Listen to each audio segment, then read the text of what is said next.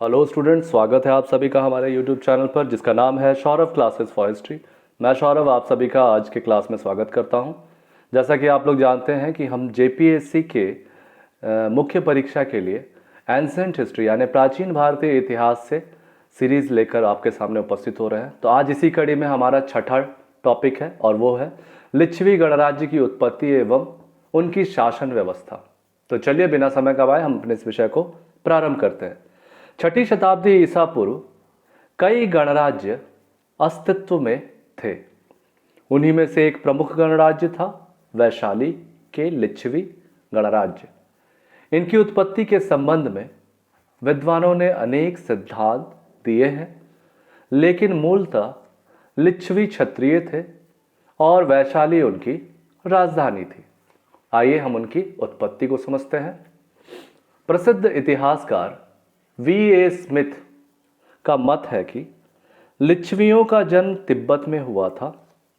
इस संबंध में उनका निर्णय दो आधार है: मृतक को खुला छोड़ देने की प्रथा तथा उनकी न्यायिक प्रक्रिया को बताया है।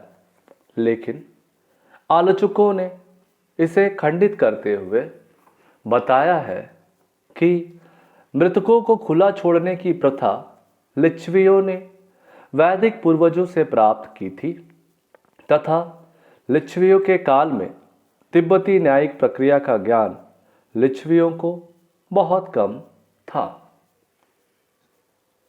Doctor A.C. विद्याभूषण का मत है कि लिच्छवी मूल रूप से पारसी थे। उन्होंने अपने मूल निवास निसीवी को छोड़ा और भारत तथा तिब्बत में बस गए। डॉक्टर विद्याभूषण ने फारस के साम्राज्य में निसीवी और निछिवी के क्रिया संबंधी अनुरूपता के आधार पर अपने निर्णय को आधारित किया है।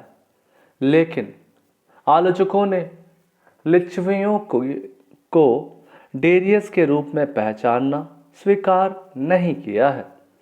इसके अलावा ऐसी किसी परंपरा का उल्लेख नहीं मिलता है कि लिच्छवी बाहर से आए थे। होजसन का मत है कि लिच्छवी निवासी सीथियन थे।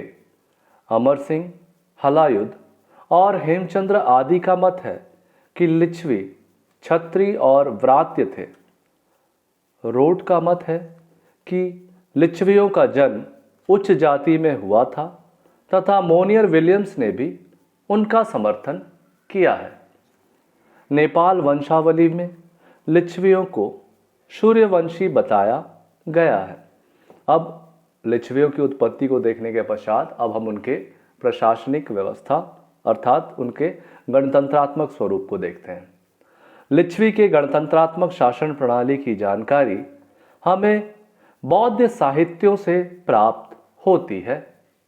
इसके आधार पर हम इसके स्वरूप का निम्नलिखित वर्णन करते हैं। पहला जो है हमारा गणराज्य का प्रधान। इस गणराज्य का प्रधान गण मुख्य कहलाता था। यह संभवतः 16 वर्षों के लिए निर्वाचित किया जाता था। राज्य की कार्यपालिका शक्ति उसी में निहित होती थी। वह परिषद के निश्चय के अनुसार अपने अधीनस्थ पदाधिकारियों के सहायता से गण का शासन चलाता था। राज्य की सर्वोच्च सत्ता एक निर्वाचित संस्था के हाथों में होती थी जो परिषद कहलाती थी। परिषद के चुनाव के संबंध में स्पष्ट जानकारी प्राप्त नहीं है। गणराज्यों की शासन व्यवस्था के अंतर्गत 3 प्रमुख विभाग थे: सैन्य विभाग, अर्थ विभाग जिसको हम लोग धन विभाग भी कह सकते हैं, तथा न्याय विभाग। सैन्य विभाग का अध्यक्ष सेनापति होता था। अर्थ विभाग का प्रधान अधिकारी भंडागारिक कहलाता था। इसकी न्याय व्यवस्था स्वतंत्रता के सिद्धांतों पर आधारित थी। व्यक्ति की स्वतंत्रता को बहुत अधिक महत्व दिया जाता था। न्याय करने के लिए कई तरह के न्यायालयों की व्यवस्था की गई थी। एक न्यायालय महामात्रों का था, दूसरा न्यायालय व्यवहारिकों का था और तीसरा न्यायालय सूत्रधारों का। सर्वोपरि अपील का न्यायालय होता था। निम्न स्तरों पर न्यायालयों के फैसले के विरुद्ध उच्च न्यायालय में अपील की जाती थी। आगे बढ़ते हैं। इसका दूसरा महत्वपूर्ण पॉइंट है परिषद की कार्यविधि। जिस सदन में परिषद की बैठकें होती थी उसे संथागार कहा जाता था।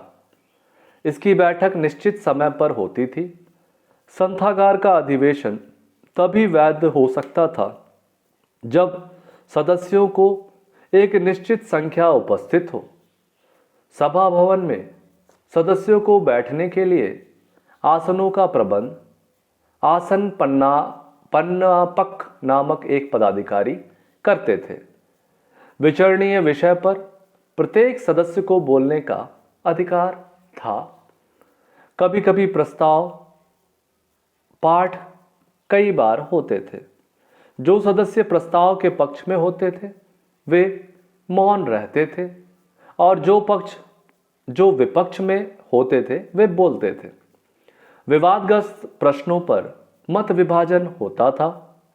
मत विभाजन भिन्न भिन्न रंगों की शलाकाओं द्वारा होता था।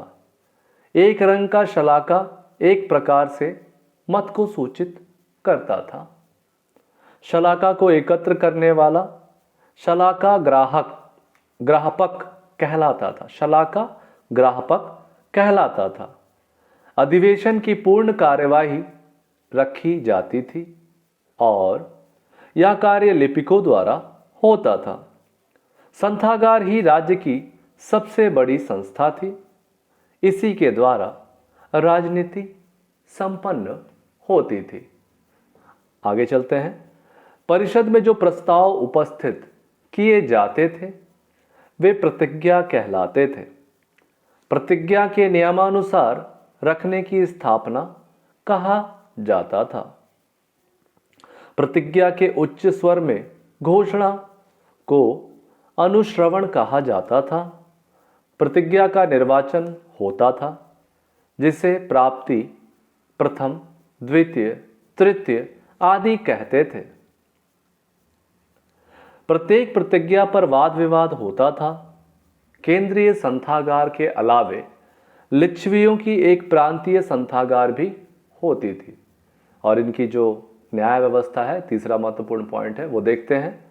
लिच्छवियों की न्याय व्यवस्था सुविकसित थी। दंड विधान लिखित था। न्याय हेतु अनेक न्यायालय थे। फौजदारी तथा दीवानी मुकदमों को अलग अलग न्यायालय होते थे। सबसे ऊपर अपीलीय न्यायालय थे। लिच्छवियों ने न्याय प्रशासन हेतु 8 नियमित न्यायालयों की एक श्रृंखला थी। किसी अभियुक्त को तभी दंड दिया जा सकता था जबकि सभी 8 न्यायालय उसे अपराधी मानते थे। इससे स्पष्ट है कि न्यायिक कार्यों में नागरिक स्वतंत्रता का भी पूरा ख्याल रखा जाता था। इस प्रकार लिच्छवियों के शासन प्रबंध को देखने से स्पष्ट होता है कि लिच्छवियों की गणतंत्रात्मक व्यवस्था तत्कालीन समय की श्रेष्ठ संवैधानिक संस्था थी जो विश्व इतिहास में अन्यत्र यानी कहीं भी देखने को नहीं मिलती है। इस प्रकार से हमारा यह विषय यहाँ समाप्त होता है। आज के लिए बस इतना ही। धन्यवाद।